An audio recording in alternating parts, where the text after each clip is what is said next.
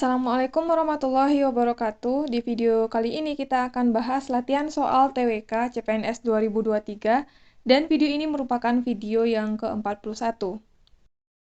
Soal yang pertama, perhatikan pernyataan berikut ini. Kalau bentuk soalnya kayak gini, kita langsung aja baca pertanyaannya. Dari beberapa pernyataan di atas yang merupakan ciri-ciri pemerintahan parlementer ada pada nomor. Yang ditanyakan adalah ciri-ciri pemerintahan parlementer. Yang pertama dikepalai oleh seorang Perdana Menteri sebagai kepala negara dan Presiden sebagai kepala pemerintahan. Yang kedua, menteri-menteri hanya bertanggung jawab pada kekuasaan legislatif. Yang ketiga, Perdana Menteri memiliki hak prerogatif untuk mengangkat dan memberhentikan menteri-menteri yang memimpin departemen dan non-departemen.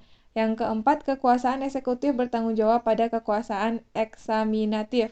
Yang kelima, kekuasaan eksekutif presiden ditunjuk oleh legislatif, sedangkan raja diseleksi berdasarkan undang-undang. Berikut pilihannya: A123, B134, C234, D235, E345. Berikut pembahasan mengenai ciri-ciri sistem pemerintahan parlementer. Ada 6 ciri-cirinya. Yang pertama, presiden sebagai kepala negara dan Perdana Menteri sebagai kepala pemerintahan. Jadi, presiden adalah kepala negara dan Perdana Menteri sebagai kepala pemerintahan. Yang kedua, kekuasaan eksekutif memiliki dan bertanggung jawab kepada kekuasaan parlemen. Yang ketiga, dalam kekuasaan eksekutif oleh presiden ditunjuk oleh legislatif atau parlemen, sedangkan raja diseleksi menurut undang-undang. Yang keempat, legislatif memiliki kekuasaan dalam menjatuhkan kekuasaan eksekutif. Yang kelima, kabinet atau menteri-menteri bertanggung jawab kepada kekuasaan legislatif. Yang keenam, Perdana Menteri mempunyai hak prerogatif atau hak istimewa dalam mengangkat dan memberhentikan para menteri-menteri, baik itu menteri yang memimpin suatu departemen atau menteri non-departemen. Jadi, berdasarkan soal nomor 1, ciri-ciri pemerintahan parlemen ada pada nomor 2, 3, dan 5, yaitu pilihan D. 2 adalah menteri-menteri hanya bertanggung jawab pada kekuasaan legislatif. Kemudian yang ketiga, Perdana Menteri memiliki hak prerogatif untuk mengangkat dan memberhentikan menteri-menteri yang memimpin departemen dan non-departemen. Kemudian 5, kekuasaan eksekutif presiden ditunjuk oleh legislatif, sedangkan raja diseleksi berdasarkan undang-undang. Jadi jawabannya adalah 2, 3, 5. Oke, lanjut soal nomor 2. Daerah ekstrateritorial adalah A. Wilayah lautan suatu negara, B. Lautan bebas di luar suatu negara dan bukan lagi bagian dari suatu negara, C. Bagian wilayah lautan suatu negara yang dapat digunakan untuk mencari ikan, D. Wilayah laut yang berjarak 200 mil dari lepas pantai, E. Wilayah laut di luar batas wilayah teritorial suatu negara yang masih wilayah suatu negara. Ya, soal nomor 2 menanyakan adalah pengertian dari daerah ekstrateritorial. Nah, jadi di sini ada pembahasannya. Wilayah ekstrateritorial adalah suatu wilayah atau daerah karena ketetapan hukum internasional maka dianggap sebagai wilayah atau bagian wilayah dari suatu negara. Berikut hal-hal yang termasuk dalam ketetapan hukum internasional, yaitu kapal-kapal laut yang berlayar di laut terbuka di bawah bendera negara tertentu, dan juga tempat atau daerah kerja perwakilan diplomatik. Itulah yang merupakan wilayah ekstrateritorial. Jadi berdasarkan penjelasan atau pembahasan ini, maka yang dimaksud dengan daerah ekstrateritorial adalah pilihan E, yaitu wilayah laut di luar batas wilayah teritorial suatu negara yang masih wilayah suatu negara. Lanjut soal nomor 3. Unsur-unsur berdirinya suatu negara secara konstitutif antara lain A. Rakyat, wilayah, dan pemerintahan yang berdaulat, B. Rakyat, wilayah, dan pengakuan secara de facto, C. Penduduk, undang-undang, pemerintah, D. Penduduk dan wilayah, E. Kepala negara, penduduk, dan wilayah. Berikut pembahasannya. Unsur-unsur berdirinya suatu negara secara konstitutif antara lain rakyat, wilayah, dan pemerintahan yang berdaulat. Penjelasannya adalah yang pertama, rakyat merupakan semua orang yang ada di wilayah suatu negara dan taat pada peraturan di negara tersebut. Rakyat dalam kategori ini dibagi menjadi dua, yaitu penduduk dan bukan penduduk, serta warga negara dan bukan warga negara. Yang kedua, wilayah. Dalam hal ini yang dimaksud dengan wilayah suatu negara adalah kesatuan ruang yang meliputi daratan, lautan, udara, dan wilayah ekstrateritorial. Yang ketiga, pemerintah. Unsur pemerintah yang dimaksud adalah pemerintahan yang sah dan berdaulat. Pemerintahan yang sah berarti pemerintah yang diakui oleh rakyat untuk menjalankan roda pemerintahan. Sedangkan pemerintahan yang berdaulat berarti memiliki kekuasaan penuh untuk mengatur jalannya negara. Jadi, berdasarkan soal nomor 3, unsur-unsur berdirinya suatu negara secara konstitutif diantaranya adalah rakyat, wilayah, dan pemerintahan yang berdaulat. Jawabannya adalah pilihan A.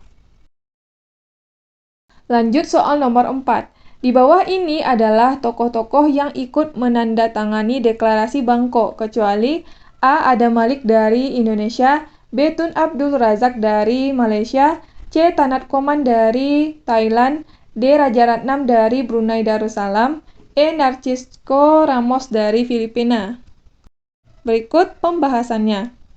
Deklarasi Bangkok adalah landasan kesepakatan untuk mengadakan kerjasama regional dalam bidang ekonomi, sosial, dan kebudayaan di wilayah Asia Tenggara. Tokoh-tokoh yang ikut menandatangani deklarasi Bangkok antara lain Adam Malik dari Indonesia, Tun Abdul Razak Malaysia, S. Rajaratnam dari Singapura, Narcisco Ramos dari Filipina, Tanat Koman dari Thailand. Dalam deklarasi tersebut dinyatakan pendirian perhimpunan di kawasan Asia Tenggara, yaitu ASEAN. Perhimpunan ini didirikan dengan pertimbangan bahwa negara-negara di Asia Tenggara mempunyai tanggung jawab untuk memperkuat stabilitas ekonomi dan sosial, menjamin adanya perdamaian dan laju pembangunan nasional, serta memastikan adanya stabilitas keamanan dari campur tangan luar dengan segala bentuk manifestasinya. Jadi, berdasarkan soal nomor 4, tokoh-tokoh yang ikut menandatangani deklarasi Bangkok di bawah ini kecuali jawabannya adalah pilihan D, yaitu Raja Ratnam dari Brunei Darussalam. Seharusnya Raja Ratnam dari Singapura.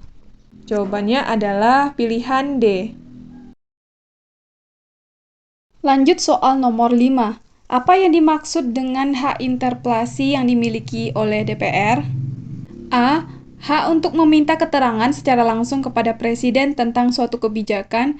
B. Hak untuk mengusulkan pengangkatan dan pemberhentian Presiden dan atau Wakil Presiden. C. Hak untuk melakukan penyelidikan dan pengawasan terhadap suatu kasus. D. Hak untuk memperoleh pengamanan properti. E. Hak untuk mengusulkan dan mengangkat delegasi. Pengertian dari hak interpelasi yang dimiliki oleh DPR. Dari kelima pilihan yang ada, jawabannya adalah pilihan A, yaitu hak untuk meminta keterangan secara langsung kepada Presiden tentang suatu kebijakan. Jadi, yang dimaksud dengan hak interpelasi yang dimiliki oleh DPR adalah hak untuk meminta keterangan secara langsung kepada Presiden tentang suatu kebijakan. Lanjut soal nomor 6. Di bawah ini yang bukan merupakan salah satu syarat pemberhentian anggota DPR sesuai dengan bunyi pasal 22B adalah A. Apabila tidak lagi memenuhi syarat keanggotaan sebagaimana yang ditentukan dalam undang-undang. B. Tidak menghadiri sidang paripurna DPR tanpa pemberitahuan 2 kali berturut-turut. C. Melakukan perbuatan tercela atau perbuatan yang melanggar kesusilaan umum. D. Melakukan perbuatan melanggar hukum dengan kualifikasi tertentu. E. Tidak memenuhi kewajiban yang baik sebagai keanggotaan DPR. Yang ditanyakan adalah salah satu syarat pemberhentian anggota DPR sesuai dengan bunyi pasal 22B kecuali. Jadi yang bukan termasuk syarat pemberhentian anggota DPR sesuai dengan pasal 22B adalah di sini ada pembahasannya mengenai Apa saja yang menyebabkan anggota DPR diberhentikan? Yang pertama, tidak dapat melaksanakan tugas secara berkelanjutan atau berhalangan tetap sebagai anggota DPR selama 3 bulan berturut-turut tanpa keterangan apapun. Yang kedua, melanggar sumpah atau janji jabatan dan kode etik DPR. Yang ketiga, dinyatakan bersalah berdasarkan putusan pengadilan yang telah memperoleh kekuatan hukum tetap karena melakukan tindak pidana yang diancam dengan pidana penjara 5 tahun atau lebih. Yang keempat, tidak menghadiri rapat paripurna dan atau rapat alat kelengkapan DPR yang menjadi tugas dan kewajibannya sebanyak 6 kali berturut-turut tanpa alasan yang sah. Yang kelima, diusulkan oleh partai politiknya sesuai dengan peraturan perundang-undangan. Yang keenam, tidak lagi memenuhi syarat sebagai calon anggota DPR sesuai dengan ketentuan perundang-undangan mengenai pemilihan umum anggota DPR, DPD, dan DPRD. Yang ketujuh, melanggar ketentuan larangan sebagaimana diatur dalam Undang-Undang MPR, DPR, DPD, dan DPRD. Yang kedelapan, diberhentikan sebagai anggota partai politik sesuai dengan ketentuan peraturan perundang-undangan. Dan yang kesembilan, menjadi anggota partai politik lain. Jadi di antara kelima pilihan ini, yang bukan merupakan syarat pemberhentian anggota DPR sesuai dengan pasal 22B adalah pilihan B, yaitu tidak menghadiri sidang paripurna DPR tanpa pemberitahuan 2 kali berturut-turut. Seharusnya berdasarkan pasal 22B adalah 6 kali berturut-turut, tetapi di sini dituliskan 2 kali berturut-turut. Sementara pilihan A, C, D, E merupakan salah satu syarat pemberhentian anggota DPR, yaitu apabila tidak lagi memenuhi syarat keanggotaan sebagaimana yang ditentukan dalam undang-undang, melakukan perbuatan tercela atau perbuatan yang melanggar kesusilaan umum, melakukan perbuatan melanggar hukum dengan kualifikasi tertentu, dan tidak memenuhi kewajiban yang baik sebagai anggota DPR. Jadi jawabannya adalah pilihan B. Tidak menghadiri sidang paripurna DPR tanpa pemberitahuan 2 kali berturut-turut. Seharusnya adalah 6 kali berturut-turut. Lanjut soal nomor 7. Pada waktu Indonesia menganut sistem pemerintahan parlementer, maka terbentuklah Kabinet Parlemen pertama di bawah pimpinan A. Amir Wilopo, B. Amir Syarifuddin, C. Sultan Syahrir, D. Soekarno, E. Rajiman Widyodiningrat. Berikut pembahasannya. Pada waktu Indonesia menganut sistem pemerintahan parlementer, maka terbentuklah Kabinet Parlemen pertama di bawah pimpinan Sultan Syahrir. Kabinet ini terdiri dari 16 kementerian. Program kerjanya antara lain yang pertama menyempurnakan sistem pemerintahan daerah berdasarkan kedaulatan rakyat. Yang kedua menjadi koordinator segala tenaga kerja dalam usaha menegakkan negara RI serta pembangunan masyarakat yang berdasarkan keadilan dan perikemanusiaan. Yang ketiga berusaha untuk memperbaiki kemakmuran rakyat. Yang keempat berusaha mempercepat penyelesaian tentang hal keuangan Indonesia. Jadi, Kabinet Parlemen pertama yaitu berada di bawah pimpinan pilihan C, Sultan Syahrir. Jadi, pada waktu Indonesia menganut sistem pemerintahan parlementer, maka terbentuklah Kabinet Parlemen pertama di Indonesia, yaitu di bawah pimpinan Sultan Syahrir. Jawaban nomor 7 adalah pilihan C. Lanjut soal nomor 8. Untuk menyelesaikan masalah antara Indonesia-Belanda, Dewan Keamanan PBB membentuk suatu komisi jasa yang lebih dikenal dengan nama KTN atau Komisi Tiga Negara. Berikut ini yang merupakan salah satu anggota komisi jasa tersebut adalah A. Rusia, B. Belgia, C. Malaysia, D. Thailand, E. Slovakia.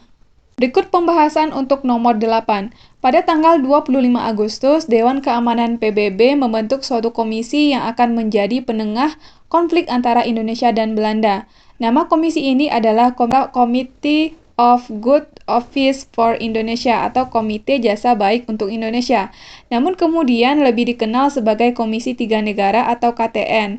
Disebut demikian karena komisi tersebut beranggotakan 3 negara yaitu Australia yang dipilih oleh Indonesia, Belgia yang dipilih oleh Belanda, dan Amerika Serikat sebagai pihak yang netral. Jadi berikut ini berdasarkan pilihan yang ada, salah satu anggota Komisi Jasa atau KTN adalah yaitu Belgia. Jadi jawabannya adalah pilihan B. Lanjut soal nomor 9. Nama kabinet yang dibentuk oleh Presiden Susilo Bambang Yudhoyono disebut dengan kabinet: A. Kabinet Gotong Royong, B. Kabinet Merah Putih, C. Kabinet Bhinneka Tunggal Ika, D. Kabinet Indonesia Bersatu, E. Kabinet Pembangunan. Jawabannya adalah, karena yang ditanyakan kabinet yang dibentuk oleh Presiden Susilo Bambang Yudhoyono, maka jawabannya Kabinet Indonesia Bersatu, yaitu pilihan D. Sementara Kabinet Gotong Royong merupakan kabinet pada masa Presiden Megawati Soekarno Putri, dan Kabinet Pembangunan merupakan kabinet pada masa Presiden Soeharto. Jadi kalau kabinet pada masa Presiden Susilo Bambang Yudhoyono adalah Kabinet Indonesia Bersatu. Jawabannya D. Lanjut soal yang terakhir. Berikut ini yang merupakan perubahan dalam sistem pemerintahan yang dilakukan oleh Presiden Jokowi dan Wakil Presiden Yusuf Kala adalah: A. Bappenas tidak lagi berada di bawah Menko Perekonomian tapi di bawah Presiden. B. Melakukan sistem lelang jabatan untuk posisi-posisi yang tidak begitu penting dalam pemerintahan. C. Melakukan penambahan waktu dwelling time untuk penghitungan bea cukai. D. Pemberlakuan reshuffle kabinet bagi para menteri yang tidak dapat memenuhi target dan lolos evaluasi. E. Pembangunan jalan tol Pai-Kanci untuk mengatasi kemacetan di daerah Bandung dan Pantura, yang merupakan pembaharuan dalam sistem pemerintahan yang dilakukan oleh Presiden Jokowi dan Bapak Wakil Presiden Yusuf Kala. Di antara kelima pilihan ini adalah yang betul pilihan A, yaitu Bappenas tidak lagi berada di bawah Menko Perekonomian, tapi di bawah Presiden. Jawabannya adalah pilihan A. Oke, teman-teman, kita udah selesai bahas 10 soal. Mudah-mudahan video ini bermanfaat untuk teman-teman semuanya. Terima kasih buat yang udah nonton video ini. Sampai ketemu lagi di video selanjutnya.